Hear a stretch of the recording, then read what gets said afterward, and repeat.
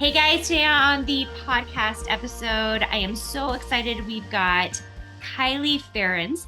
She caught my eye because she has an awesome digital magazine, done amazing things with her patterns. It's so good to have you on, Kiley. I'm going to have you You. start out by just introducing yourself. Sure. I am Kiley Ferons, and I have been quilting now for, let's see, about 12 years. I married into a quilting family, so that's how I got started. My mother-in-law kind of was like, "You have to make a quilt for your new baby," and I was like, "Do I?" and and then it just kind of never stopped from there. So my business has changed a little bit over the years and evolved with what I've been interested in. So I'm excited to talk about that with you guys. Yeah, and we're going to talk about owning a creative business. So many of you are trying to build design businesses or memberships or any number of things. And I love Kiley because she is doing so many cool new creative things. So, Kiley, will you talk to us about the two businesses that you actually participate in and own right now? Yeah. So I first started Kylie's Quilt Room, which is where I wrote and published quilt pattern designs. And then I started Modish Quilter, which is a magazine, a digital magazine for modern quilters. And I really try to gear both of my businesses towards modern quilters. I feel like as a fairly young quilter, I get a lot of weird looks and questions all the time when I tell people what I do. And they all say, "Oh, quilting, isn't that like a grandma hobby or, whatever?" I'm like, look, quilting is for everyone. It's an art form and it's a way to express yourself. And I really try to gear everything towards more modern, younger quilters, um, to try to encourage more creativity from the younger generation of quilters that's coming up. So, how many quilt patterns do you think you have right now, and how are you selling them?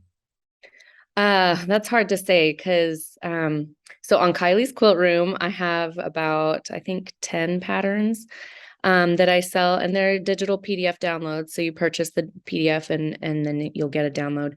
But then for Modish Quilter magazine, I also write uh 4 to 8 patterns a year just for that. And those are exclusive to the magazine. So you can only get those through the magazine issues, which you can either subscribe to or purchase individual issues to get the patterns in them. What made you decide to do the digital magazine? So many of you, maybe some of you have heard of the pattern writing course that Elizabeth Chapel does every year.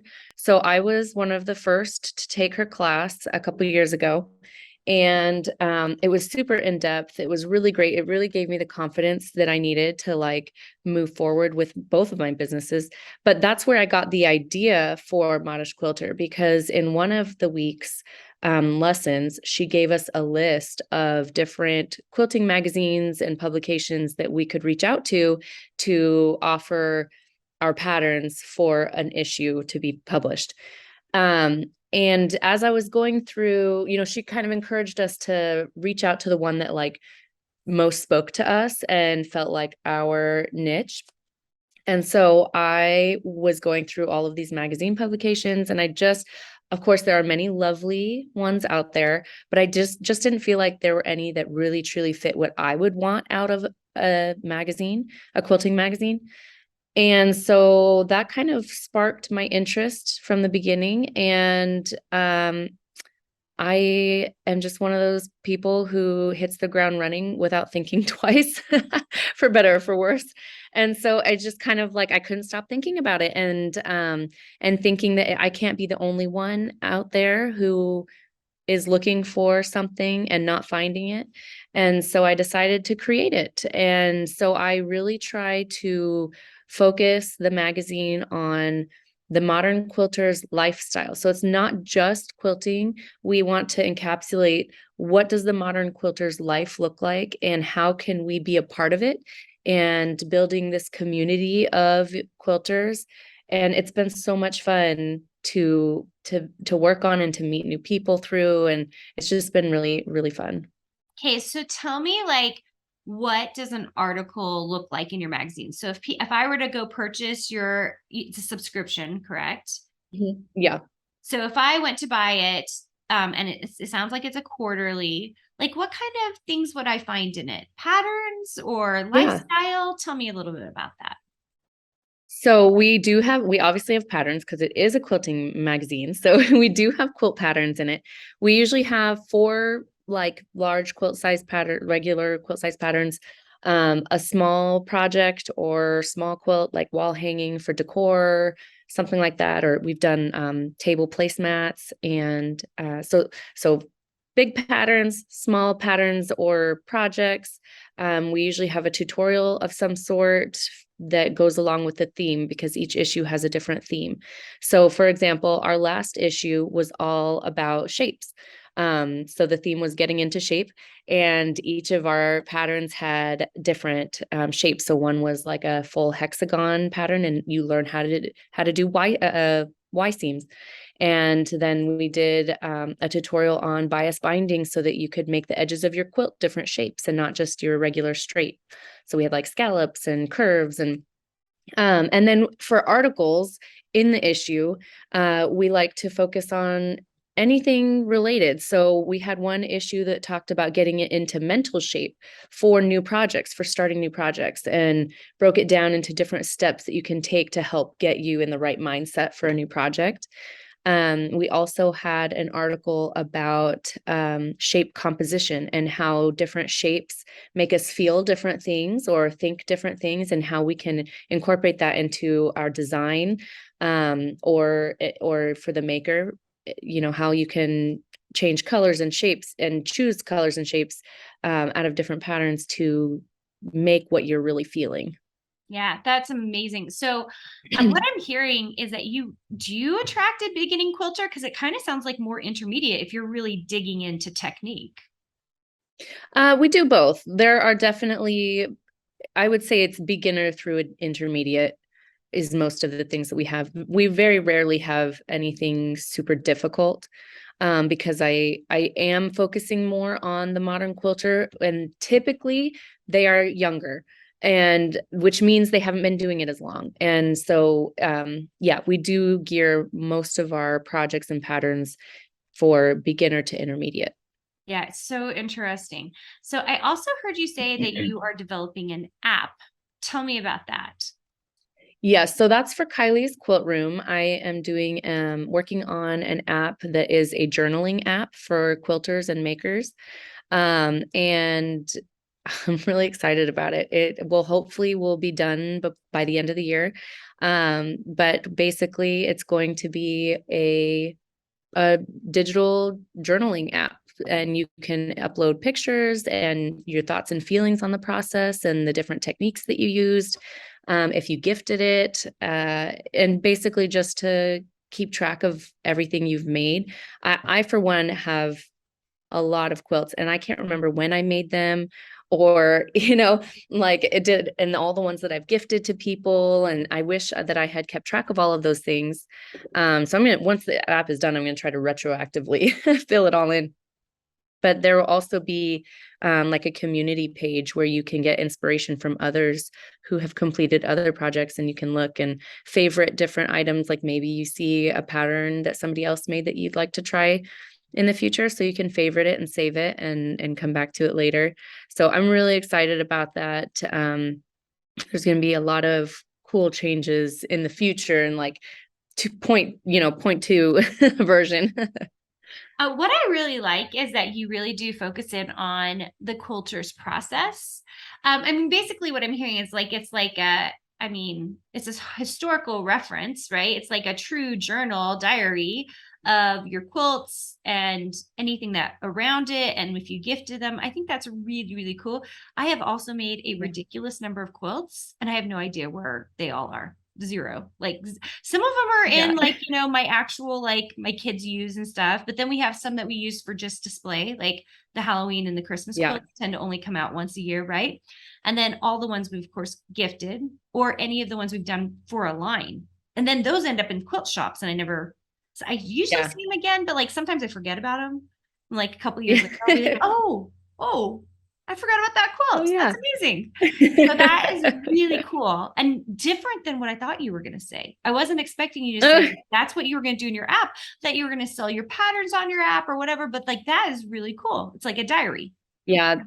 Yeah, it's like a diary, and digitally. I mean, everything moving forward is looking digital, I mean, for me, I'm looking at the quilting industry like, how can I help modernize the quilting industry, and what can I do? How can I fill gaps as we move forward and become, going forward into the future? We are for Modish Quilter magazine, we are developing also an app on that side to host our magazine. So just so it's easier and more convenient to look at and download. But that just makes sense. That's it fits in line with the magazine and being digital and modern and everything like that. So, but yeah, so two apps for two Yeah. different I businesses. think that is so good and so forward facing because so I have two apps and I just don't know anybody else in the industry who does. Not Yeah. manufacturers, not my anything. It's Yeah. really I just like so I thought that was really intriguing when you started saying that you were going to have an app because I really don't know other people who have apps who are in this industry. So cool. What I like about you is like you were talking about like kind of the value you would like to bring to the industry, how you would like to change it, how you would like to update it. That is so business forward thinking. What makes you think that way? Like why go ahead? Like you could just quilt, right? Just be a regular Yeah. quilter, maybe sell some patterns. But like, why are you thinking about how you can add value and how you can modernize the industry? Like what got you on that process? That's a good question. I mean, I could go way back. And I think that part of that desire, I guess, was instilled in me by my dad, who was an entrepreneur. And he always was, in high school, he was always asking me, well, like, how could we do this better? How could we do that better? And so something, just a little sneak into my past, um, my dad did not like the dress options for like homecoming and prom. He thought, he was like, whoa, that's not gonna fly. So he was like, well, how can we provide options that are a little more tasteful and still, trendy. So anyway, my dad and I ended up opening up our own little dress boutique in our basement while I was in high school. And so it just kind of was, there was a problem, we saw a problem, and we decided to do something about it. It was just something that he taught me from a very young age, that, if you see a problem, think about how you could fix it. How can you make it better? And then do it. And I do think too, though, that there is a certain element of risk and fear that comes with starting a business that many people aren't able to jump that hurdle. And so I don't know if that is something that is broken in my brain, but or or if it's a plus, but I do think that there's a certain element of fear and risk that you're willing to take on when you start a new business. And it's okay to feel that fear and risk. But being able to push past it and, have a plan and be ready for, whatever comes ahead, I think are really key ingredients in starting a new business. I love it. The fear and the risk. I think, and then you just talked about pushing past it. So much to me is about recognizing that fear is actually also excitement, right? Like those feelings really do actually come Yeah. together. And so that excitement is usually why people kind of push forward to the next step. Okay, that is a really cool story about your dad and you like opening up a boutique in the basement. So amazing. Yeah, Kelly, he was so great. and entrepreneurial, right? Like Yeah. got your wheels going. Kelly, it's been so fun to have you on. If people want to find you, where's the best way for them to get on the magazine or check out your quilt patterns or what you're up to? Yeah, so my personal patterns for Kileys Quilt Room are at kileysquiltroom.com, or you can find me on Instagram, also Kileys Quilt Room. And then for the magazine, it's Modish Quilter. That's Modish Quilter. And that's on Instagram and our website, modishquilter.com. And if you're not wanting to, jump the gun and subscribe, that's okay. We have a free sampler issue that you can take a look and get a feel for what our full-size issues are like before you commit. And then you can also purchase individual issues as well to get a feel for our full-size issues. So there's lots of content inside each of those issues and a theme for each issue, and it's a lot of fun to put together. So amazing. Thanks so much, Kiley. I hope you guys have a chance to go check that out, and I will see you guys all very soon.